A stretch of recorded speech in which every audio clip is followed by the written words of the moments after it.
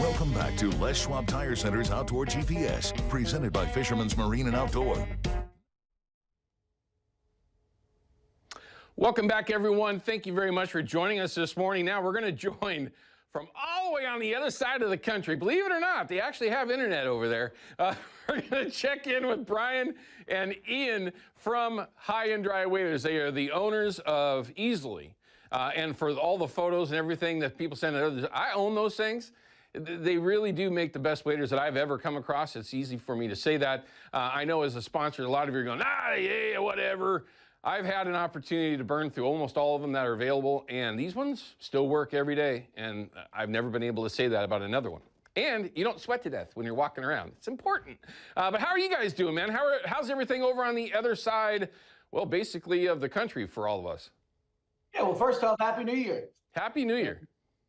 Yeah, we're just, getting through the holidays and the peak of our season and rocking and rolling. Now, I know you two are obviously big hunters. You want to be out there chasing birds around. We've told the story about High and Dry over the last handful of years, how you got to this point of building, extremely durable waders, right? But how has the hunting season been for you? I mean, have you guys been out chasing around? Ian, don't just sit back there and not say nothing. I know you'll travel all the way over here to Washington and chase ducks around for crying out loud. I'm coming. Yeah, I bet it is. How's the hunting season been for you guys? Warm.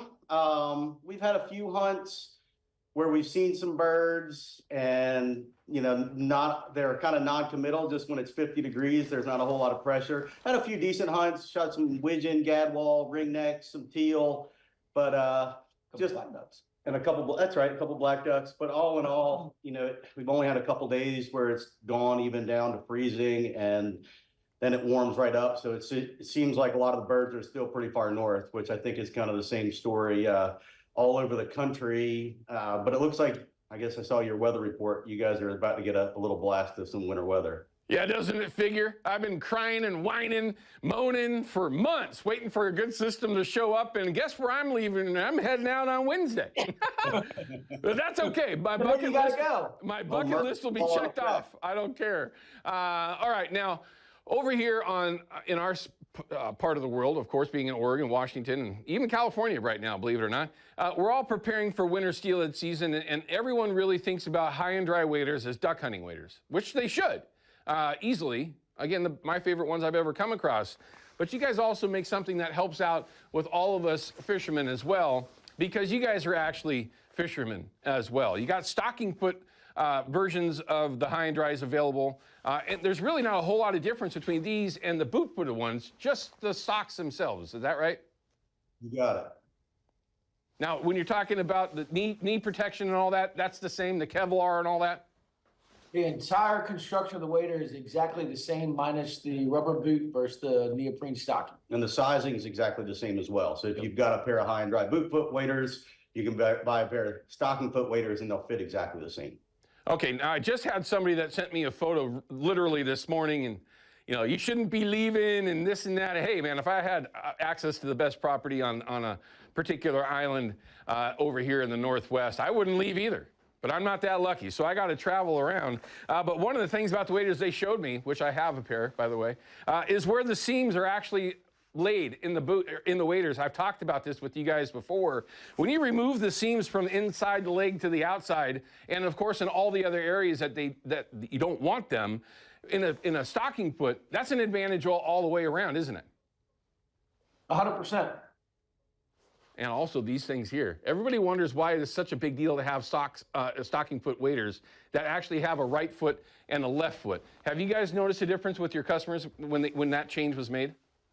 We have, and it's not much. It's just a small little curvature, but it does help fit your foot properly. And when you're essentially wearing a sock. It goes on a boot, so you want it to fit in the boot right and not be all clumped up and perform properly.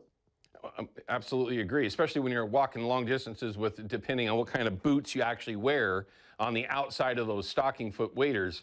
That makes a huge difference as well. And there's countless different versions that are out there, everyone. Maybe that's a topic someday to do as well, find out which ones we all like when we're talking about our boots when we're hiking in with our stocking foot waders. Okay, now, there's a lot of things that you guys got going on. We're going to talk about the zipper waders, which are now my favorite ones. For so many different reasons. Obviously, for duck hunting, but we're going to get to some of the reasons why I love them. But Brian, before we have to cut away in our first segment, what are you wearing? Now, I'm hoping I'm putting you on the spot, but I doubt that I am. Look at that. You mean these waist waders? God, man, pant waders. Now, I will admit, everyone, I was aware that they were coming out with these, right? And I've had a chance to, put a pair or two on. Dude, Ian, why did it take so long for you guys to come up with a pair of pant waders that is going to be one of your best sellers? That's an excellent question, Owen. And Don't you look at me? When we do something, we like to do it perfectly, and we want to have it perfectly tested out. And so we try not to just say, all right, let's make this and this and this. It's like, all right, we came out with a zipper wader. We spent a year testing it, making sure everything was right with it. And we're kind of doing the same thing with the waist wader. We're not rushing to production. We've been testing it out. We're going to continue to test it out throughout the season with the idea that we can launch it here in the fall once we're 100%, convinced that it's exactly what we want and how we want it. Now, are you convinced? Say that again, Brian. Sorry. I said, are you convinced? Don't you have a pair? I mean, I love my pair. I mean, you're breaking up on me. I couldn't hear him very well, but I love my pair. But there's a lot of R&D that goes into these things, right? I mean, there's always going to be changes that you want to make throughout the process. And Ian just alluded to the fact that this isn't something that you just thought up, a month or two ago. This takes months, years to figure out the right way to do it.